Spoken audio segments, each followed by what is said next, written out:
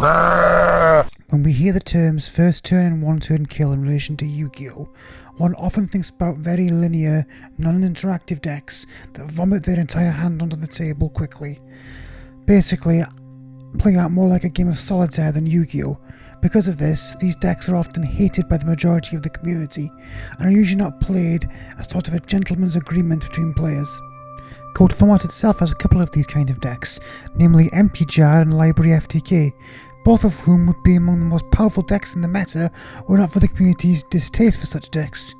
However, there is one OTK deck that has been seeing a fair amount of play in GOAT format, because unlike these other decks, it's not a simple race to your combo deck that plays out like a game of solitaire. It's more of a control deck that seeks to keep the board in check while it builds up its combo. This is Ben Kei OTK. How this deck tends to win is summoning out a copy of the Armed Samurai Ben Kei, then equipping him with 3 to 4 equipped spells, allowing him to attack multiple times for massive amounts of damage. However, while assembling this combo, you also have to keep your opponent in check by controlling the field with our spells and traps. Let's take a look at this deck, shall we? We'll start with the main monster of this deck, Armed Samurai Ben Kei. A level 4 dark monster with 500 attack and defense, Ben Kei can make one additional attack for every spell equipped to him. Our entire deck revolves around this effect, as our goal is to get as many equips as we can from our decks onto Ben Kei, and have him attack 3 or 4 times, hopefully finishing our opponent in one shot. Every other monster in this deck is built around either finding Ben Kei or one of his equipments, so we'll look at them a bit later on. First, let's see what cards we're attaching to Ben himself. Our most powerful equipped card is Big Bang Shot, which when equipped gives a monster 400 additional attack points and piercing in exchange for banishing the monster if the card ever leaves the field.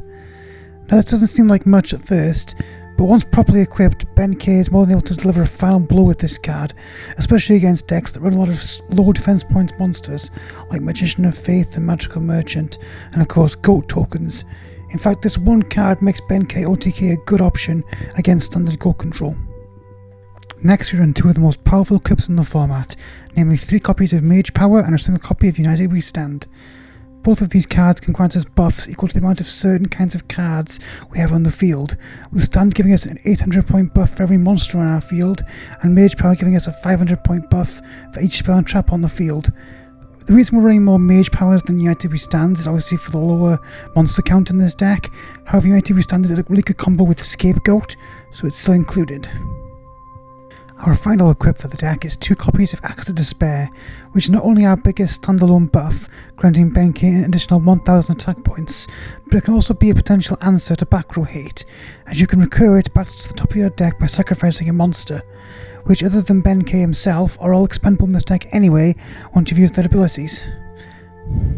One final equip that some builds run is Shooting Star Bow Seal, as it allows Ben Kei to attack directly in exchange for 1000 attack points. I don't personally run this card due to lack of space in my deck, but you could definitely try it out and see how it works. So now that we have our main monster and the other combo pieces that make him a win condition, let's look at the rest of the monsters in this deck that put the combo together. Starting off, we have 2 monsters that are used to search for Ben Kei, Sangan and Mystic Tomato. Sangan needs no explanation, it's a staple in GOAT format for a reason after all, and can find us Ben Kei or our equip searcher. Mystic Tomato is the dark equivalent of Giant Rat from the previous episode, and can search a 1500 attack or less dark monster from your deck to the field. Obviously this means it can search Ben Kei, but it can also get us Sangan if we already have Ben Kei and want to find our equip searcher instead. In addition to the searches for Ben Kei, we also run an equip searcher in the form of Iron Blacksmith Gotetsu, who when flipped allows us to add any equip from deck to hand. Now obviously this will be used mainly for searching Ben Kei equips, however that's not the only thing this card can do for us.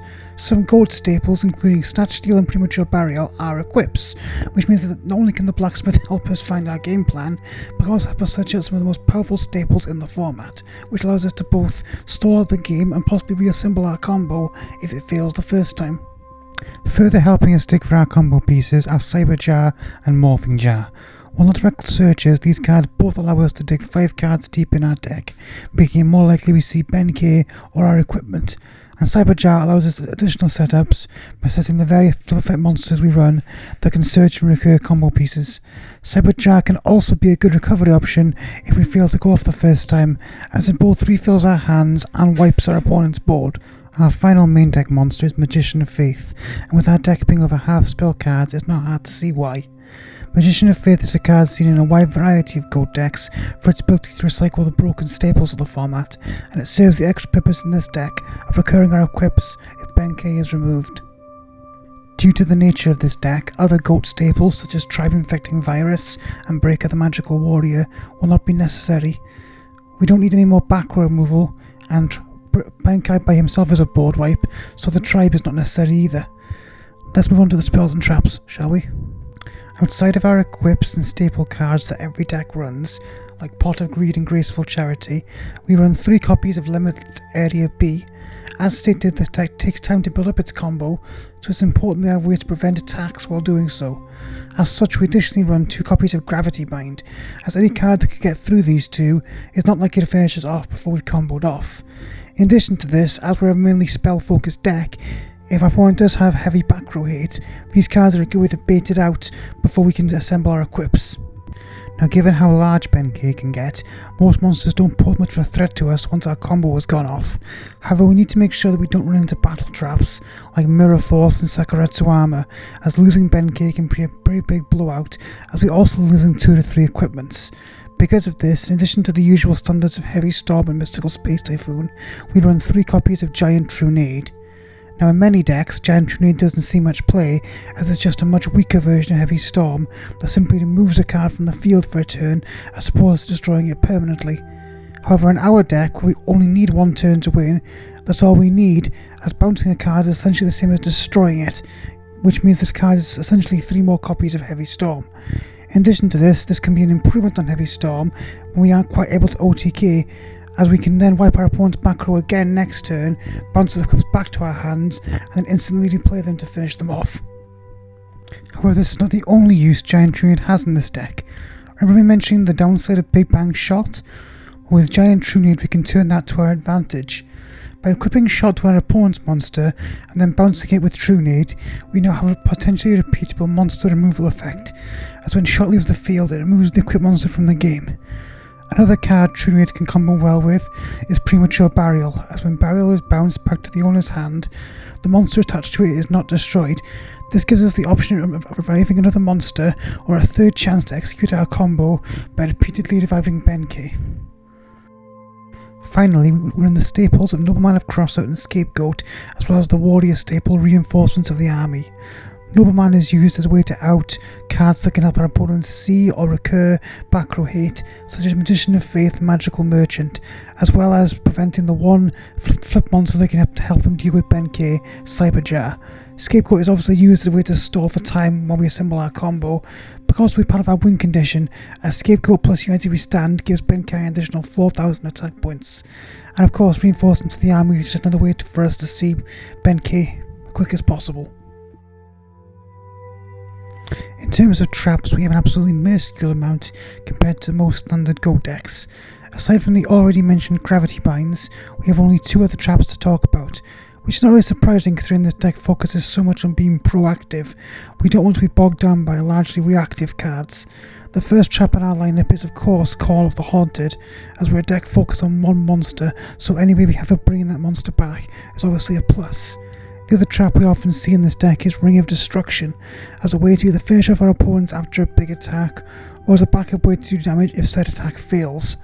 Now obviously we could include cards like Mirror Force and Torrential Tribute as a way to clear the opponent's fields, but doing so would mean either going to over 40 cards or removing a couple of equips, which I don't personally enjoy, but it is really up to personal choice and you can experiment if you wish. Before discussing side decks, I'd like to go over a couple of interesting tech options. Firstly, as you're playing Reinforcements to search Ben Kei, you could also play a small warrior engine of DD Warrior Lady and Exiled Force for another way to deal with your opponent's monsters. In addition to this, if you want another pseudo Ben Kei in the deck, we could run 2 to 3 copies of Asura Priest and suit her up. This is especially good if we're playing in a heavy goat control meta, as Asura Priest can do the same thing as Ben Kei with Big Bang Shot equipped. In terms of our side deck, if we don't wish to main these warriors, we can side deck them along with Asura Priest and possibly Mataza the Zapper as a sort of backup Ben Kei. In addition to this, we're going to want some form of alternate win condition if our Ben Kei combo is countered hard. This includes burn, such as Wave Motion Cannon and Stealth Bird, as they combo very well with the likes of Gravity Bind and Limit Area B. We're going to want our anti-combo card like Necromone King, possibly some Battle Traps, and also Book of Moon, as this card is not only a good disruption, but can also be used to recur our flip effect monsters like Magician of Faith and Iron Blacksmith. This will be especially important in games that go long, as we'll need to keep maintaining our card advantage. While nowhere near a top tier deck, Ben Kei OTK is a fun, interesting combo deck that has good matchups against many of the format's top decks, and is also incredibly hard to sideboard against. It won't win you every match, but it'll always give you an explosive ending when it does. I hope you all enjoyed this video. Please like and subscribe if you did, and also if there's any deck you'd like to see me tech in the future, please leave it in the comment section below. I'll see you guys in the next video.